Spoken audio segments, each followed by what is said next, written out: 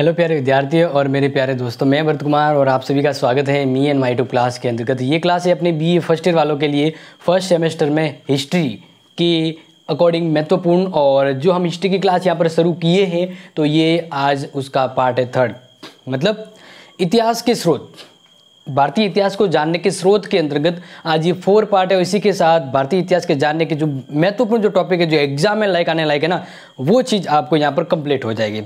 और आपको इसके पहले के जो 3 पार्ट है और फर्स्ट सेमेस्टर का हिस्ट्री का जो सिलेबस है वो एक साथ एक प्लेलिस्ट में अवेलेबल है। आप चैनल के प्लेलिस्ट में जाइएगा, वहाँ से मिल जाएगा, ठीक है। तो देखिए, इतिहास के स्रोत के रूप में पार्ट 4 में हम पढ़ने वाले हैं विदेशियों के विवरण। यानी भारतीय इतिहास को जानने के लिए हमने अलग अलग तरह से भारतीय ग्रंथ के बारे में पढ़ा, विभिन्न तरह के पुरातात्विक स्रोतों के बारे में, अभिलेखों के बारे में, स्मारकों के बारे में पढ़ा। इसके अलावा नेक्स्ट जब हम पढ़े थे तो अलग अलग तरह की व्यवस्थाओं के बारे में भी पढ़ा था।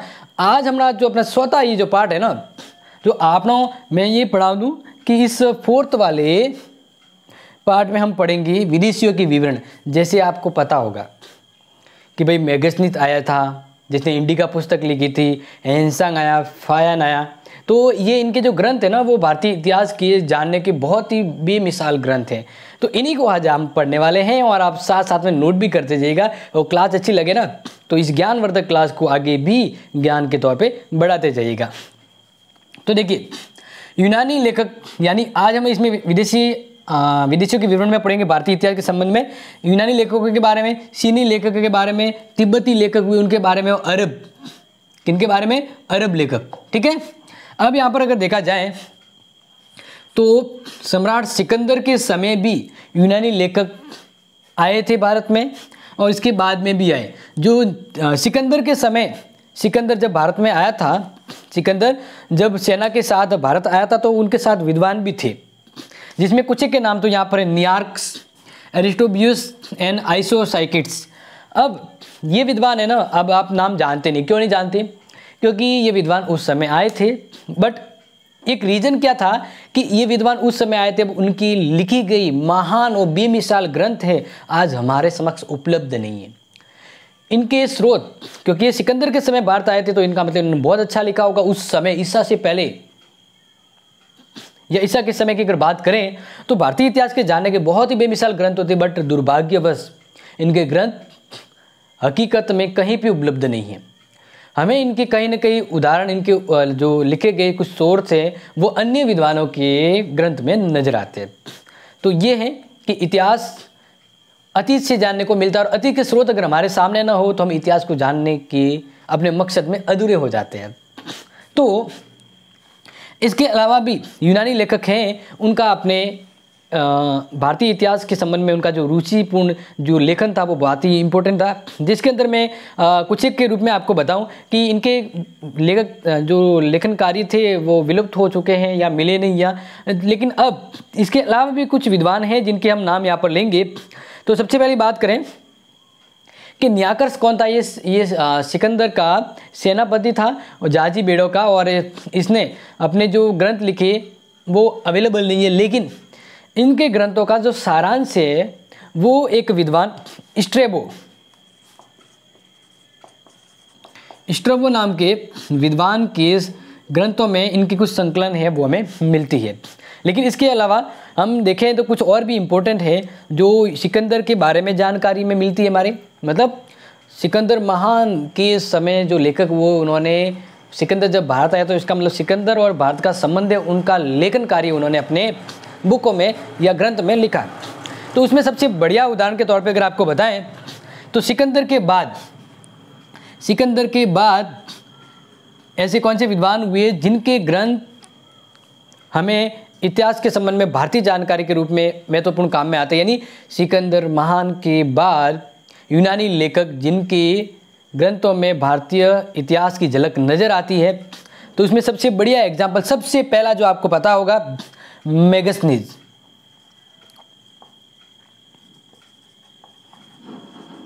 जिसने पुस्तक लिखी थी इंडिका, अपनी इंडिका गाड़ी होती है ना, इंडिका, यस।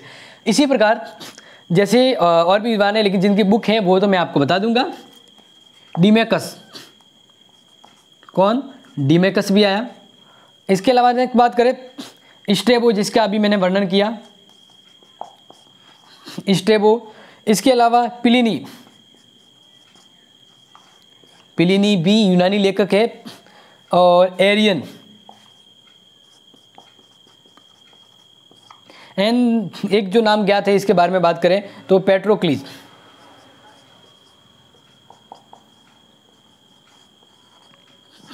ये सिकंदर के बाद आए विद्वान, सिकंदर के बाद हुए विद्वान है जिनके ग्रंथों में कहीं न कहीं भारतीय इतिहास की झलक मिलती है, या फिर इन विद्वानों की जानकारी के संकलन के कुछ सोर्स है वो इनमें नज़र आते हैं। ठीक है, जिसमें इंडिका के बारे में तो आप जानते हैं, क्योंकि इंडिका एक फेमस ग्रंथ है। अब इसके बारे में अगर देखा जाए तो ये इंडिका है वो मैगजीन ने लिखी थी ना, वो प्रत्यक्ष अनुभव पर लिखी थी। ये खुद भारत आया था, तो इस आधार पर इसने खुद जो अनुभव किया ना भारत के बारे में, भारत की शासन व्यवस्था के बारे में, तो प्रत्यक्ष जो अनुभव किया वो लिखा है, यानी ये जानने का बहुत ही बड़ा सोर्स है। तो इसके लिए हम कहेंगे प्रत्यक्ष अनुभव पर आधारित।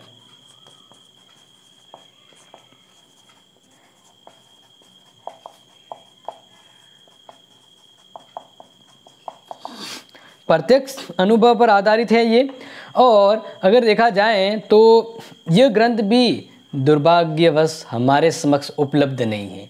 तो देख लीजिए, इतिहास जानने की बहुत सारी सोर्स है ना, वो तो विलुप्त हो चुकी है, लेकिन फिर भी इंडिका के अंतर्गत, यानी इंडिका जो ग्रंथ है इसके अंदर लिखे गए संकलन के रूप में कुछ संकलन अन्य विद्वानों के ग्रंथों में समावेश है और वहाँ हमें नजर आते हैं। मतलब इनकी कुछ लिखी गई बातें हमें अन्य विद्वानों के ग्रंथों में नजर आती है, तो इस आधार पर हमें पता है कि ये इंडिका इसकी है और इसने प्रत्यक्ष अनुभव पर लिखा था। क्योंकि ये वर्तमान समय में उपलब्ध नहीं है, विलुप्त हो चुकी है, लेकिन इनके ग्रंथों का, इनकी बातों का संकलन अन्य विद्वानों के नजर आता है। इसके अंदर बात करें तो इसके परवर्ती लेखक हैं, यानी इसके बाद वाले जो लेखक थे, इन्होंने इनकी जो वर्णन की कुछ बातों का उन विद्वानों के बुकों में वर्णन मिलता है, परवर्ती लेखकों में, तो कहीं कहीं थोड़े थोड़े सुरक्षित संकलन मिल पाते हैं। और इसी तरह बात करें तो डिमेकस भी मैगजीनिस की भांति बिंदुसार के समय आया था, तो ये बहुत इंपॉर्टेंट है। देखो इसके बारे में मैंने आज सबको बताया नहीं है, ये चंद्रगुप्त मौर्य के समय आया था, चंद्रगुप्त मौर्य के समय आया था, और ये सेल्यूकस का सेनापति था। सेल्यूकस जो सेनापति था ना, उस सेनापति के द्वारा भेजा गया था, जो सिकंदर का सेनापति था, इसके द्वारा ये आया था भारत में मैगजीन। और भारत में उस समय कौन सा राजा? चंद्रगुप्त मौर्य। तो इस आधार पर ये लिखी गई प्रत्यक्ष था, लेकिन यहाँ पे उपलब्ध तो नहीं है। इनके बाद वाले विद्वानों के संकलन में, ग्रंथों में इनके कुछ सारांश है, कुछ बातें हैं भारतीय इतिहास की स्रोत की, वो उनकी बात मिलती है। अब देखिए डिमेकस भी भारत में आया था, लेकिन ये आया था बिंदुसार के समय, सम्राट बिंदुसार के समय ये आया था। और इसने, ये सीरिया के यूनानी सम्राट का राजदूत था। ये है वो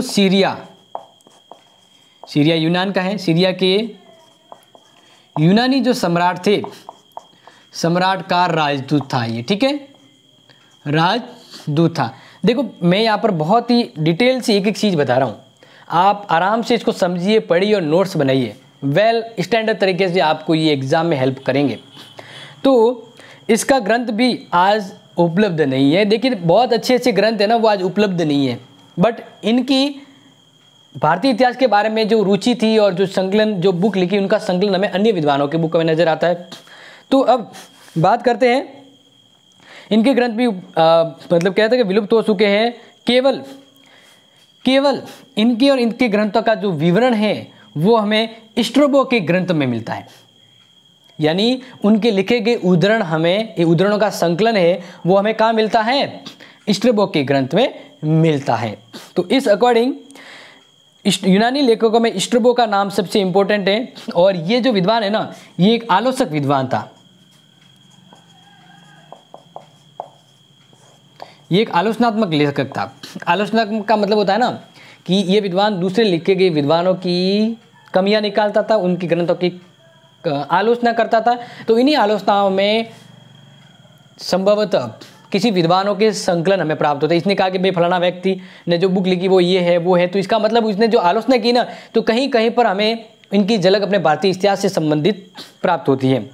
और अब अगर देखा जाए तो इसी तरह नेक्स्ट बात करते हैं हम प्लिनी की, क्योंकि जो आपको मैंने यहाँ पे बताया ना, हर एक की मैं आपको थोड़े थोड़े अच्छे से शॉर्ट में आपको समझा देता हूँ। तो प्लिनी ने एक बुक लिखी थी प्राकृतिक इतिहास।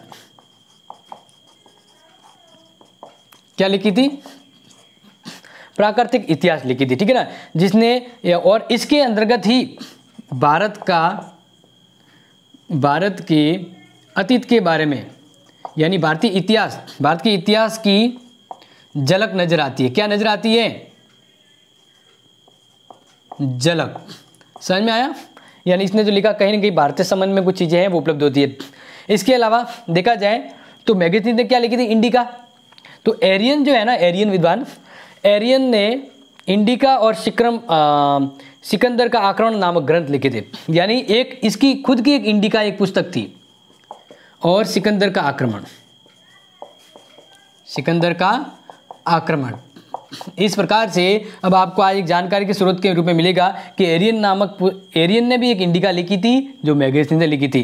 तो इसका मतलब इनके ये दो ग्रंथ है ना, इस ग्रंथ से हमें भारतीय इतिहास की महत्वपूर्ण जानकारी प्राप्त होती है, ठीक है। इसके अलावा जहाँ बात करें जैसे पेराक्लीज, तो पेराक्लीज है वो पूर्वी देशों के भूगोल के बारे में लिखा करता था। तो पेराक्लीज से हमें भारतीय और भारत के आसपास के भूगोल के बारे में वर्णन बनता है, भूगोल की जानकारी प्राप्त होती है। भारतीय इतिहास के उस समय के भूगोलिक जानकारी प्राप्त होती है। भारत का विवरण भी दिया है, तो इसका मतलब भारत के उस समय के भौगोलिक चीज़ों की झलक हमें प्राप्त होती है।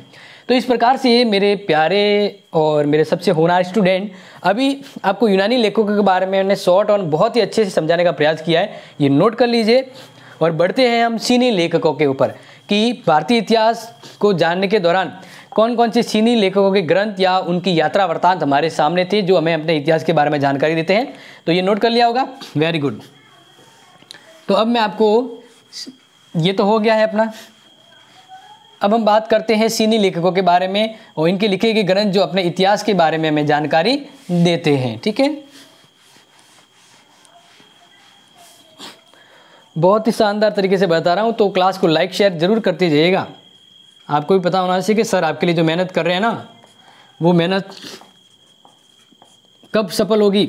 जब आप इस क्लास को आगे शेयर करेंगे और बाकी स्टूडेंट भी जुड़ेंगे, उनके कमेंट आएंगे कि सर बस आप यही क्लास कंटिन्यू करते रहिए, तब मुझे मोटिवेशन मिलेगा और अच्छी अच्छी क्लास आपके लिए आएगी।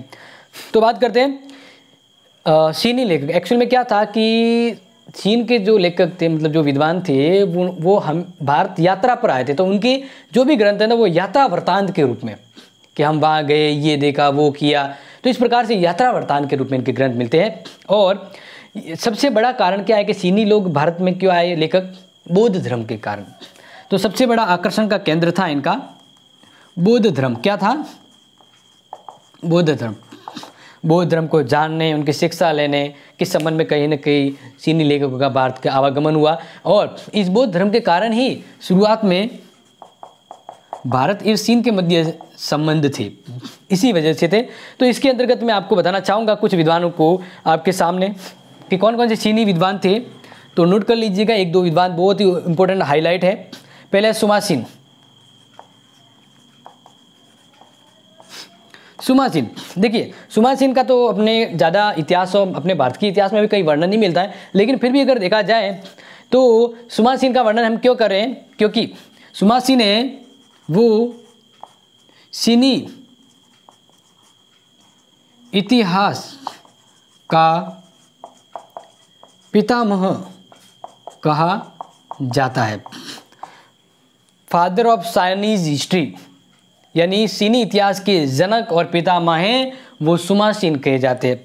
तो इसका मतलब कुछ चीज़ें हैं जो सुमासीन के ग्रंथों से हमें अपने भारतीय संबंध में जानकारी प्राप्त होती है। जैसे इसने ईसा पूर्व प्रथम शताब्दी में अपना इतिहास ग्रंथ लिखा था। इसने ईसा पूर्व ग्रंथ लिखा था, अपना इतिहास।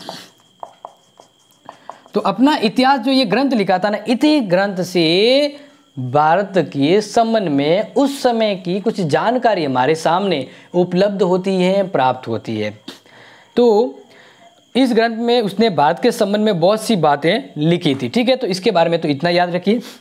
अब बात करते हैं दूसरा जो पॉपुलर आप जानते हैं, फाहयान। फाहयान, और फाहयान के बारे में तो आपको पता होगा। फ से ध्यान रखिएगा क्योंकि ये चीनी यात्री है, और चंद्रगुप्त द्वितीय,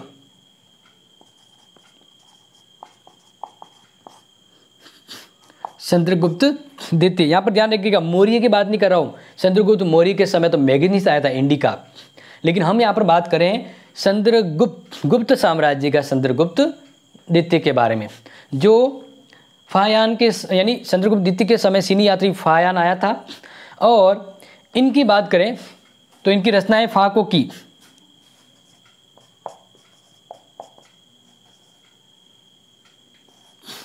ठीक है ना, ये कहीं कहीं पे नाम अलग ऊपर नीचे होता रहता है, तो थोड़ा ध्यान रखिएगा। फाको की नाम की एक रचना होती है, थोड़ा ऊपर मतलब कुछ स्पेलिंग नाम मिस्टेक हो सकता है, तो वो आप देख लीजिएगा। ठीक है, अब देखो इसकी बात करें तो ये चंद्रगुप्त मौर्य के समय भारत आया था। इसका मेन रीजन क्या था भारत आने का? बौद्ध धर्म का अध्ययन करना। बौद्ध धर्म का क्या करना? अध्ययन करना। और इसके लिए लगभग 15 से 16 वर्षों तक ये भारत में रहा। 15 से 16 वर्षों तक भारत में रहा, और इसने इसी समय इस ग्रंथ को लिखा था। तो ये ग्रंथ इसका क्या कहलाता है? यात्रा वृतांत, यात्रा भ्रमण के समय लिखा जाने वाला ग्रंथ। ठीक है, अब देखा जाए तो इसने देश की धार्मिक व्यवस्थाओं के साथ साथ बौद्ध धर्म पर भी प्रकाश डाला, और देखा जाए तो इसी के साथ साथ इसने प्रसंगवश भारत की सामाजिक और अन्य बातों का भी उल्लेख किया है। और देखा जाए तो इस समय आया होता तो ओके। हम बात करते हैं तीसरे विद्वान हेनसांग के बारे में। तो जैसे कि आपको पता है हेनसांग यानी सम्राट हर्षवर्धन के समय भारत आया था, कि समय भारत आया था। ठीक है, अब अगर देखा जाए तो इसकी रचना इसने जो लिखी ग्रंथ थी वो CU की ये इसकी रचना है। ठीक है, अब देखा जाए तो ये भी लगभग भारत में 15 वर्षों तक रहा था, और बौद्ध संगति में भी इसने भाग लिया था। और इसके अलावा अगर देखा जाए तो सबसे इम्पोर्टेंट बात ये करें कि इसने लगभग पूरे भारत का भ्रमण किया था, तो इस वजह से इसको यात्रियों का राजकुमार कहा जाता है। यात्रियों का राजकुमार भी कहा जाता है। अब देखिए, अब हम बात करते हैं कि इसके जो अनुभव है वो प्रत्यक्ष अनुभव हैं, और उस आधार पर बुक लिखी थी। क्योंकि ये जब भारत आया था तो इसने भारत आया, और इसका जो भारत आने का सबसे बड़ा रीज़न क्या था? रीज़न था बौद्ध धर्म से संबंधित या बौद्ध धर्म का अध्ययन करना। सिंपल लिख दीजिए, बौद्ध धर्म का अध्ययन करना इनका उद्देश्य था यहाँ पर आने का। तो इसके अलावा इसने जब यात्रा की तो भारत आने के दौरान और लगभग भारत के अंदर 15 वर्षों तक यहाँ पर रहा, तो इसने जो अपनी जो ग्रंथ लिखा है ना उसमें यही लिखा हुआ प्रत्यक्ष अनुभव जो उसने अनुभव किया, यानी यात्रा वृतांत। क्योंकि शुरुआत में मैंने क्या कहा था, चीनी यात्रियों की यात्रा वृतांत ही है। अब इसके अंतर्गत सबसे अच्छी बात यह है कि बाकी विद्वानों से इसने सबसे बढ़िया तरीके से और विस्तार से लिखा है। क्या लिखा है? विस्तार से लिखा है। तो ये जानकारी का बहुत ही इंपॉर्टेंट स्रोत होता है, और बौद्ध इतिहास के संबंध में बहुत सी उपयोगी जानकारी हमें यहाँ से प्राप्त होती है। और ये राजा हर्ष के समय था, तो उस हर्ष के समय क्या शासन था, कैसी राज व्यवस्था थी, तो हर्ष के इतिहास की प्रत्यक्ष अनुभव की जानकारी हमें सम्राट हर्ष मतलब हेनसांग से प्राप्त होती है। अब देखो, स्वतः जो विद्वान है चीनी यात्री वह हिली,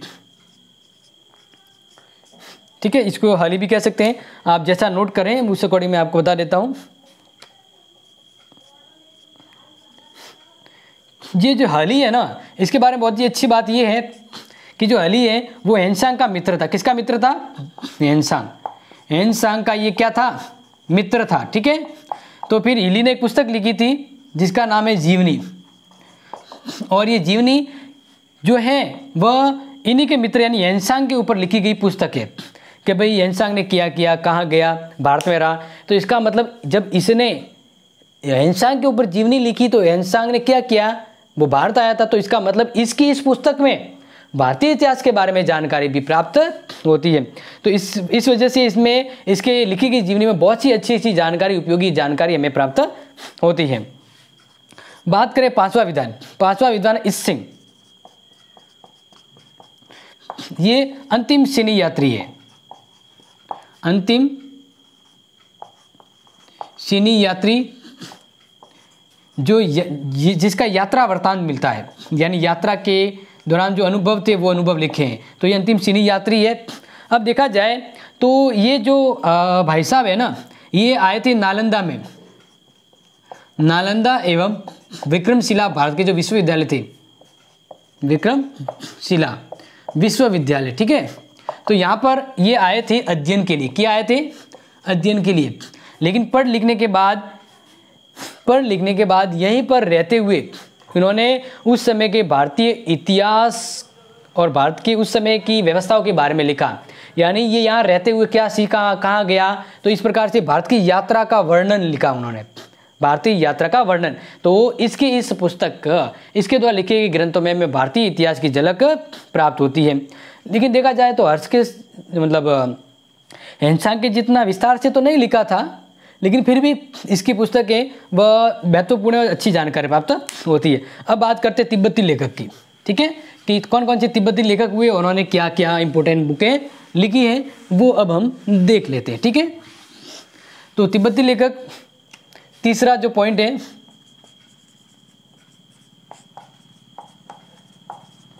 तिब्बती लेखक में आपको सबसे जरूरी तौर पे बताएं तो ये भी भारत की और यात्रा के रूप में आते। देखो, भारत और तिब्बत के मध्य सबसे बड़ा संबंध होने का कारण क्या था? क्योंकि तिब्बती लोग हैं वो बौद्ध धर्म के उपासक थे, बौद्ध धर्म के क्या थे? उपासक। तो इस वजह से ये भारत और अपने बौद्ध तिब्बत के मध्य संबंध बैठता है। और इसमें ज़्यादा इम्पोर्टेंट बड़े मतलब ज़्यादा पॉपुलर विद्वान तो नहीं हुए भी कुछ गिने सुने, जिसमें से एक मैं आपको बता दूं,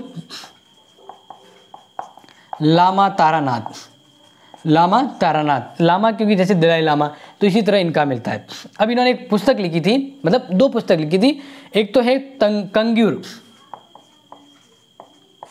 और एक है तंग्यूर।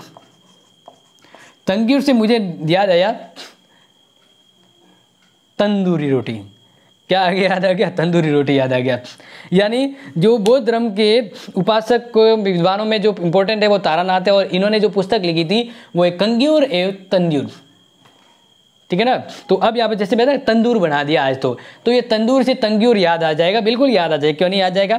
तो इस प्रकार से देखा जाए तो इसने महत्वपूर्ण ग्रंथ लिखे, और इन्हीं ग्रंथों में भारतीय संबंध में जानकारी प्राप्त होती है।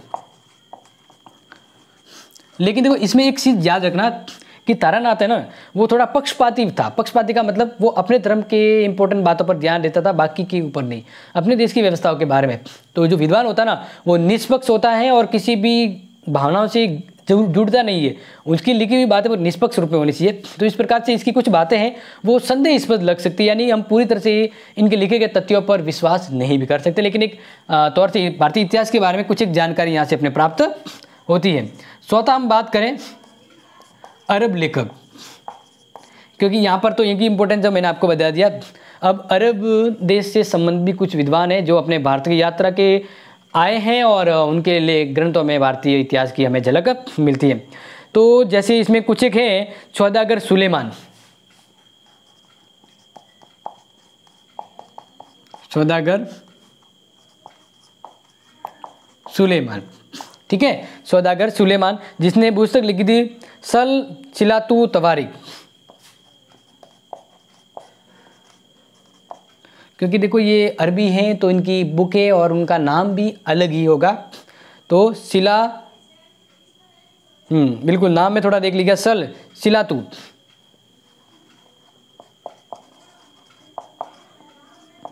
सल तिलास्तु तवारीख, ये पुस्तक लिखी थी। और अगर देखा जाए तो इस विद्वान की पहली पुस्तक थी। इसके अलावा इसकी ग्रंथ का दूसरा भाग अबू सईद ने लिखा था, अबू जहीद ने लिखा था। लेकिन जो सबसे जरूरी है ना कि भाई अरबी लेखकों में सबसे जरूरी जो आपको याद रखना चाहिए वो है अल मसूदी। कौन है? अल मसूदी, क्योंकि इसका वर्णन तो आपने कहीं ना कहीं तो पढ़ा होगा। तो अल मसूदी ने एक पुस्तक लिखी थी जो इनका मतलब ग्रंथ है जो अपने इतिहास के बारे में, भारतीय इतिहास के बारे में झलक मिलती है, तो वो है इसकी मरुजुल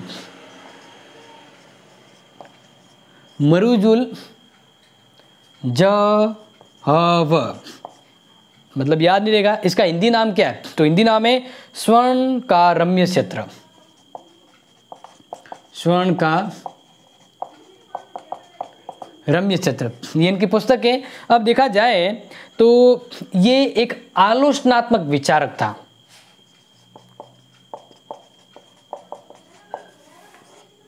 यानी इतिहासकार।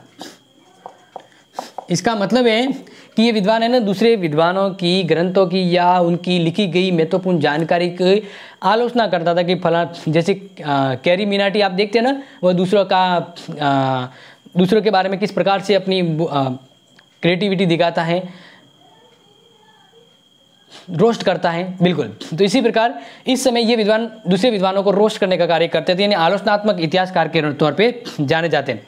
तो जब हम अनजाने या जाने में अगर किसी विद्वान की आलोचना करते हैं तो उसका मतलब उस विद्वान ने जो कार्य की इसके बारे में हम कहते हैं। तो इस वजह से इसके द्वारा लिखी गई आलोचनात्मक वर्णन हमें भारतीय इतिहास के बारे में जानकारी देते हैं। तो ये बहुत ही जरूरी है, क्योंकि इस समय जो भी इसने लिखा ना, तो उस समय की अपने भारतीय तत्कालिक समय की राजनीति और समाज के बारे में जानकारी होती है, राजनीति और समाज के बारे में जानकारी। देखो मैं लिख पाऊंगा कुछ एक, लेकिन आपको वो जो समझा रहा हूँ ना वो भी आप नोट करते जाइएगा, ठीक है।